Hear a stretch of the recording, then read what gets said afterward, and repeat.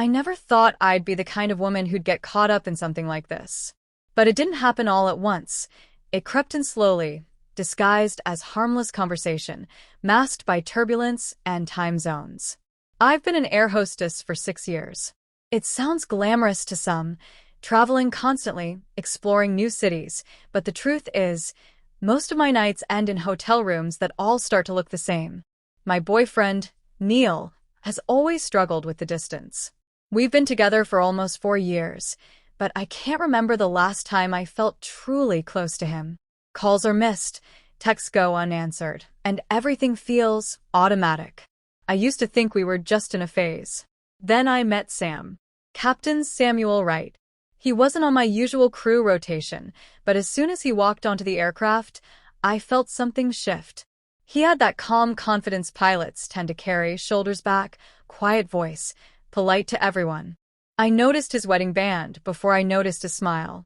He caught me staring, and all I did was nod, moving past him like he hadn't just made my heart skip half a beat. Our first few flights together were professional. He was always kind, always composed. The kind of man who didn't need to talk much because his presence filled the space anyway. During a delayed flight in Madrid, the entire crew went out for dinner. I didn't plan to sit next to him, but the seat was empty, and I was tired. Conversation came easier than expected. He asked about my hometown, remembered my name without asking twice, and made me laugh harder than I had in weeks. He didn't flirt, not exactly, but his eyes stayed on mine longer than necessary, and when I got up to leave, his fingers brushed my arm. Just a second too long. I told myself it was nothing. The next layover, in Dubai, we ended up talking in the hotel lobby past midnight. Everyone else had gone to bed. I should have too, but I didn't want to. We talked about how exhausting it all gets, the flying, the pretending. He told me his wife, Claire, was supportive in the beginning.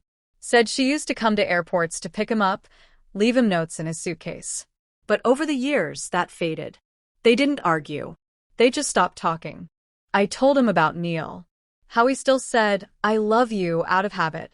How sometimes I came home and felt like a stranger in my own apartment. Sam didn't say anything to that. He just listened. And for the first time in a long time, I felt heard. I started looking forward to flights with him. It was stupid, dangerous, and I knew it. But I couldn't help it. I watched his hands when he flipped through flight documents. I noticed the way his voice dropped when he spoke to me. And I hated how much I craved it. Nothing happened, not then. But I started texting him during off days. Sending memes, asking about routes, casual excuses to keep the connection alive. Neil once asked who I was smiling at, and I lied. Said it was a group chat with coworkers. It wasn't even hard to say. We had a layover in Rome that changed everything. It started raining while we were walking back to the hotel, the two of us at the back of the group. No one was really paying attention. He offered me his jacket. I told him I was fine. He put it over my shoulders anyway. I should have said something, should have created space.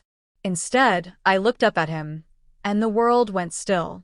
He leaned down, hesitant, but not unsure, and kissed me. It was soft. Not urgent, not rushed. Like he was asking a question with his lips. I didn't pull away. I kissed him back.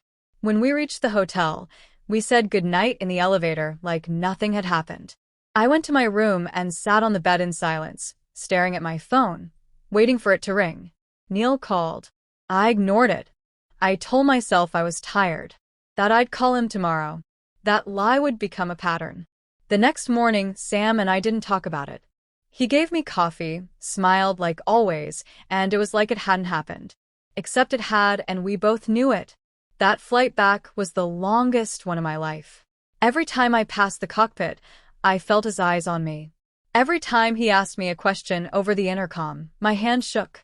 I kept replaying the kiss. Not just the act, but how natural it felt. How unforced. And worse, how much I wanted more. Neil picked me up from the airport. I kissed him on the cheek like always, but I didn't feel anything. The smell of his cologne used to make me feel safe. That night, it made my stomach twist. I convinced myself I hadn't cheated. That a kiss wasn't betrayal. That people make mistakes and move on. But I knew it wasn't a mistake. It was a choice. and I was already looking forward to making it again. The next time we flew together, it was a short haul. We barely had time alone. But he found me in the crew break room during descent and sat beside me. Our knees touched. Neither of us moved. He whispered, "You good?" I nodded. That was it. But my heart was racing. I started dressing differently on flights when I knew he'd be there. Small changes, lipstick, hair up a certain way, perfume I hadn't worn in years. I deleted texts, cleared call logs. I told Neil I was going to bed early, when really, I was waiting for Sam to reply. He started calling me at night, only for a few minutes. "Can't sleep," he'd say. "Just wanted to hear your voice." I told myself I was just helping a friend feel less alone. But friends don't breathe your name like that. Friends don't say they wish things were different. I kept asking myself if I was falling for him or just the version of myself I became around him. He made me feel seen, desired, understood. With Neil, I felt like a checklist he ticked off. With Sam, I felt like a secret worth keeping. I told myself I wasn't a bad person. I repeated it like a prayer. But every time I ignored Neil's call, every time I lied about where I was, that voice inside me grew quieter. I wasn't just slipping, I was diving. And it felt terrifyingly good. I told myself after the kiss in Rome that it was a one-time thing. I believed it for 2 weeks. I even tried to distance myself, swapped out of one of his upcoming flights. But then a schedule change brought us together again on a long haul to Singapore. I saw his name on the roster, and my stomach flipped in that way it's not supposed to when you're already with someone. He didn't say anything out of line the entire pre-flight briefing. I didn't either. We kept it professional. But every time he looked at me, it was like we were picking up the conversation we never finished. And when he said my name, just my name, it landed like something heavier than it should have. He always made it sound like it meant something. The flight was uneventful, but my mind wasn't. I was hyper-aware of him the entire time. The way his voice dipped when he asked if I needed anything. The way he lingered when we crossed paths in the aisle. It was like a game we were both playing without rules, but we knew exactly what we were doing. And we knew where it was heading. It started with messages that weren't appropriate anymore. "Miss your face. Wish you were here." I'd stare at them longer than I should, hovering over the delete button, never pressing it. Neil noticed I was more distant, but he didn't push. He was used to me being tired, worn out from flying, from time differences. I hid behind that, and I knew I was getting better at lying. After Singapore, the emotional affair was full-blown. We'd talk late at night when his wife was asleep, when Neil was out, when no one else existed. We never said it out loud, but everything we said had weight. We shared stories we hadn't shared with our partners. We talked about regrets, about wanting more from life. It was intoxicating, like I'd unlocked some hidden version of myself that only existed in his presence. And then it escalated. We were both scheduled on a 3-day turnaround flight to Amsterdam. The crew stayed at a business hotel we'd both been to a dozen times, but this time felt different. Everything felt loaded. He knocked on my door that night, under the excuse of just needing to talk. I opened it. He stepped inside. We didn't talk for more than a minute before we kissed again. This time, I didn't pull away. I knew what I was doing. I was making a decision. There was no alcohol, no excuses. Just a man standing in front of me who felt like gravity. When we finally crossed that line, it didn't feel rushed or wrong in the moment. It felt terrifyingly right. We moved like people who had been waiting for this, who had imagined it 100 times, and were finally giving in. Afterwards, I lay beside him and stared at the ceiling, not feeling guilt yet, just a strange kind of silence. He held my hand and said nothing, and that nothing said everything. I fell asleep in that silence and woke up with a text from Neil. "Miss you. Call when you wake up." I stared at it for a long time and didn't reply. Back home, everything was quieter. I answered Neil's questions with one-word responses. I avoided eye contact. I didn't want him to touch me. I told myself it was just guilt, that it would pass, that maybe I was just confused. But I wasn't. I was already gone. Sam and I kept going. We found ways to be together. Lunches in between flights. Hotel rooms with 2 key cards. secret messages sent during briefings. Every stolen moment made the next one harder to live without. I knew I should have stopped, but stopping would mean letting go of the only thing that made me feel alive. I started resenting Neil. Not because he did anything wrong, but because I couldn't be honest with him. Every time he said he loved me, I felt trapped. He started asking more questions. "You've been different lately. Is there someone else?" I denied it without hesitation. The lie came out clean. Too clean. One night, we argued because I forgot our anniversary. I had been in Madrid with Sam. We spent the night together. I didn't even check my calendar. Neil had made dinner reservations. I told him I had a migraine and needed to rest. He didn't believe me. He asked if I still loved him. I didn't answer. I just walked into the bathroom and cried without knowing why. Sam and I never talked about what we were doing. We avoided defining it. But we also didn't stop. Every time we ended a trip, we promised it was the last time. And every time, we ended up in the same place, wrapped around each other, making promises with our hands that our words couldn't handle. He never talked about Claire. I never asked. I didn't want to know how she fit into his life anymore. I just wanted to believe I was different, that I wasn't just another distraction. But the truth started creeping in during the quiet moments. When he didn't answer right away. When his tone changed mid-call. When he canceled on me without a real excuse. I started to wonder if he was also lying to me. If I was really the exception or just another story he told himself to survive a loveless marriage. The high started wearing off. Reality always does. I started to hate myself in the mornings. I hated how easily I'd slipped into this life. How my morals had become negotiable. How love had turned into something selfish. Neil became suspicious. He found a receipt in my bag from a hotel restaurant he knew I hadn't mentioned. He asked me who I was with. I told him it was a crew dinner. He nodded, but I could see the fracture in his eyes. He wasn't stupid. He was just waiting for confirmation. I started dreading coming home.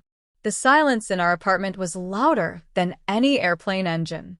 I felt like a ghost walking through a life I used to live. I stopped unpacking fully. I'd leave my suitcase half closed like I was always ready to leave again. Sam once told me he wished we met earlier. That maybe in another life, things would be easier. I started to hate that sentence.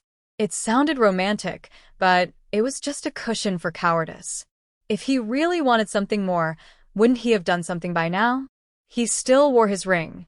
He still answered her calls. I was beginning to see it for what it was. A beautiful lie. A well-lit fantasy. We weren't building anything. We were just escaping. Using each other as distractions from our real lives. And yet, I couldn't let go. I'd come too far. Lied too many times. Lost too much of myself to just walk away without feeling like I'd been erased. I wasn't sure if I loved him or just needed him to mean something so all of it would feel worth it. And still I went back. The first time I said, "I love you," it wasn't planned. We were lying in bed, his hand tracing circles on my back, and it slipped out. He didn't say it back. He just looked at me and kissed me like that was enough. I pretended it was. But in that silence, I realized I had crossed another line. This wasn't just an affair anymore. I was emotionally tethered to someone who would never fully be mine. I started building my schedule around him, swapping shifts, volunteering for flights I knew he'd be on. My life started revolving around layovers and time zones that fit us. The adrenaline of secrecy was addictive, but the emotional crash afterward got worse every time. I'd cry after we parted, not because I missed him, but because I knew I was stuck. Too deep to turn around, too scared to move forward. Neil and I barely spoke. He stopped asking questions. I think he knew, but didn't want the truth confirmed. We were sleeping in the same bed, but it felt like we were miles apart. I hated how easy it had become to deceive him. I hated how little guilt I felt. Sam and I became more reckless. We stopped pretending it was temporary. There were no more awkward goodbyes, no more half-hearted promises to stop. We started planning weekends together, quick escapes in cities where no one knew us. We built a world that existed between flights, One where everything felt perfect as long as we didn't think about what was waiting at home. I started saving screenshots of our messages. Not because I needed proof, but because I needed reminders that it was real. That I wasn't imagining the way he looked at me, the way he spoke to me. I knew I was deluding myself. Love that lives in hiding doesn't last. But I wasn't ready to let go. We spent a night together in a city I won't name. It was different this time. Slower, softer. He didn't rush to leave the next morning. He made coffee. We sat in silence. I remember thinking, maybe this could work. Maybe we could find a way. Then he said her name. He was talking about a trip he might have to cancel because Claire's mother was sick. Just like that, I was reminded that I was the other woman. Not the love of his life. Not the person he was choosing. Just the person he was running to when he couldn't stand his reality. I didn't say anything. I just nodded. But something inside me shifted. I realized I had no control. I had invested myself in something fragile and borrowed. I had traded the stability of my life for fleeting moments of passion with someone who could walk away at any time. That night, Neil asked me if I was in love with someone else. He didn't raise his voice. He just asked. I paused too long before answering. That was enough. He didn't ask again. He just turned away. I wanted to tell him the truth. I wanted to confess everything. But I stayed quiet. I didn't know if it was because I didn't want to hurt him, or because I didn't want to lose the life I'd built outside of him. The next day, Sam told me Claire was suspicious. She'd seen a message. Nothing obvious, but enough to plant a seed. He was nervous, kept checking his phone. For the first time, I felt angry. Not at her, but at him. Angry that I had sacrificed so much, and he was still choosing comfort over honesty. I asked him if he was ever going to leave her. He didn't answer, just stared at the floor. That silence said everything. I was a fantasy, a safe space, a beautiful escape, but not a real option. I went back to my room and cried harder than I had in years. Not because I was heartbroken, but because I finally saw myself clearly. I wasn't a victim. I had walked into this with my eyes open. I had made every choice. I had built this mess with my own hands. But even knowing that, I couldn't walk away. I told myself I'd end it. That the next time would be the last. That I'd block his number, change my shifts, reclaim my life. But every time he reached out, I caved. It didn't take much. A voice note. A memory. A promise. The worst part was realizing that I still loved him. Even after everything, I still looked at him and felt like I belonged somewhere I had no right to be. Neil and I went to dinner one night, his attempt to fix things. He was trying. He dressed up, booked a nice restaurant, told me he missed us. I smiled and nodded, played the part.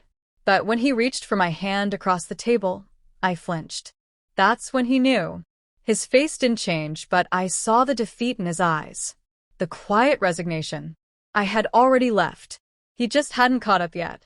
I started feeling sick before flights. Not physically, emotionally. My chest would tighten. I'd feel like I was floating outside my body, watching myself make choices I couldn't stop. I started having nightmares. Ones where Claire confronted me. Ones where Neil caught me in the act.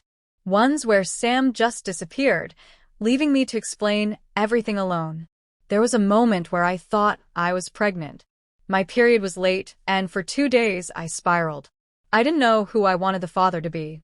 I didn't know who I would even tell. It turned out to be nothing. But the fear stayed.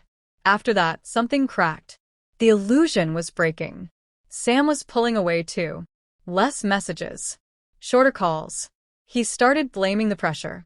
Said he needed to focus on fixing things at home. I nodded like I understood. I didn't ask for more. I didn't beg.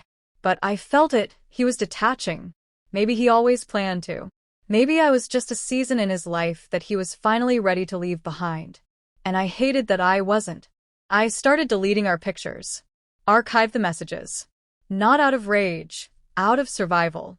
I needed to start cutting ties before he did it for me. I needed to feel like I still had some power, even if it was just over my own memories. I couldn't bring myself to tell Neil the truth. I wanted him to leave me first so I wouldn't have to be the villain. But he didn't.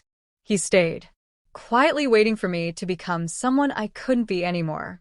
Every time I closed my eyes, I replayed our moments. The way Sam looked at me in hotel mirrors. The things he whispered when no one could hear. The future I thought we might have. And I kept asking myself one question. What was all of this for? I didn't have an answer. I woke up one morning and realized I didn't feel anything anymore. Not the guilt, not the thrill, not even the confusion. Just stillness. That empty, heavy kind of quiet when something is finally over but no one said it out loud yet. Sam hadn't messaged in 4 days. No explanation, no excuse. I didn't ask. I knew why. He was gone, just like I always knew he would be. I didn't cry.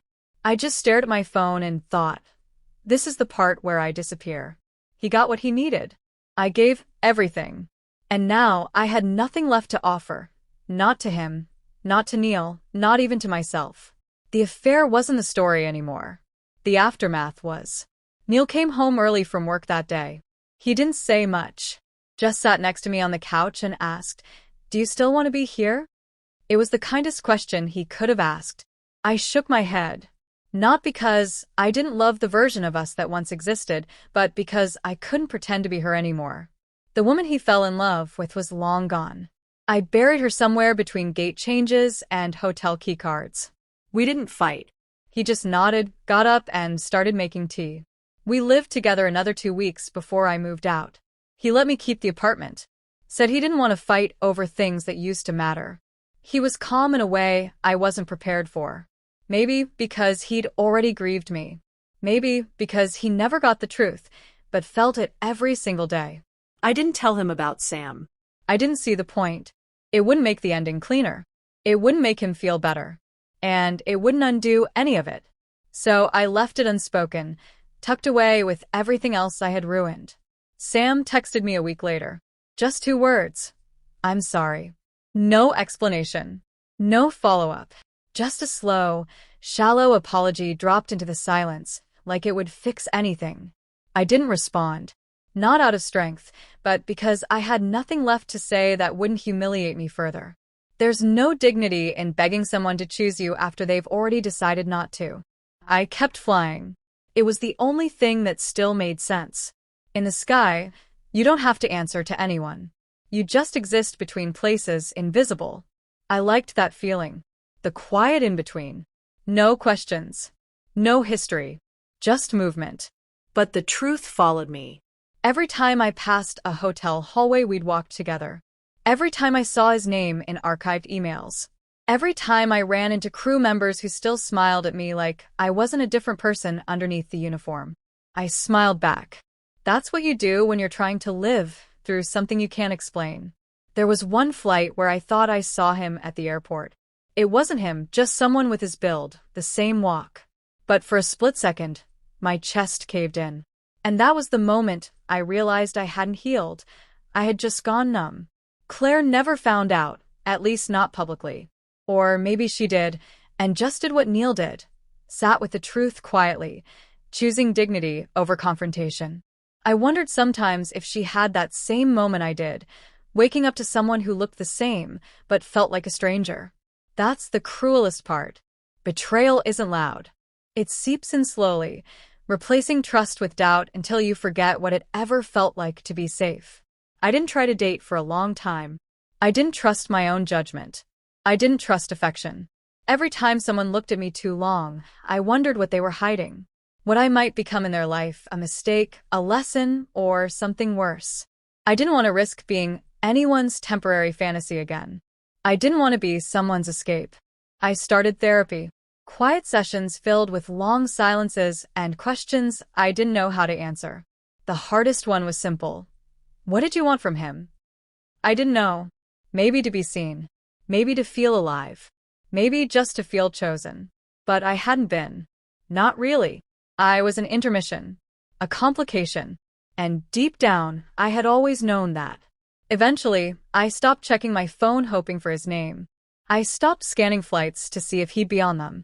I stopped needing closure from someone who never gave me clarity to begin with. The closure wasn't in a conversation. It was in finally deciding to stop letting a man who wasn't mine take up space in my life. I reached out to Neil once, months later, just to ask how he was. He replied politely, warmly, like someone who had moved on, and wished me well from a safe distance. He said he was seeing someone. That she made him laugh again. I smiled when I read that. Not out of sadness, but relief. He deserved that. I didn't say I was happy for him. I didn't need to. I just replied, "Good. I'm glad." And I was. I never saw Sam again. Not in person. Not in passing. It was like he vanished, which is fitting, because the version of him I loved never really existed. I loved a possibility. A version of him shaped by stolen time and fantasy. In the real world, we wouldn't have survived. Too much baggage. Too many broken pieces trying to build something whole. If you ask me now if I regret it, the answer's not simple. I regret who I became in the process. I regret the lies. The way I broke someone who trusted me. I regret giving the best parts of myself to someone who didn't ask for the responsibility of keeping them safe. But I don't regret knowing what I'm capable of. Love can make you brave. It can also make you selfish. I was both. And now I live with that. The hardest part wasn't losing him. It was facing myself afterward. Standing in the wreckage and understanding that I had built it. That's the part no one prepares you for, the rebuilding. The long, lonely work of becoming someone you can respect again. I fly less now. I moved cities. Got a smaller place. Started waking up early, reading more, cooking for one. I like the quiet. I like not being needed by anyone. I like finally choosing stillness over chaos. Some people chase storms. I did. For a long time. But now, I just want peace. If anyone ever tells you cheating is exciting, they're not lying. But what they won't tell you is how much it costs. Not just the relationships you lose, but the parts of yourself you trade for validation. For passion. For illusion. I spent so long being half of someone else's story that I forgot I was allowed to be the main character in my own. Now I am. And that has to be enough.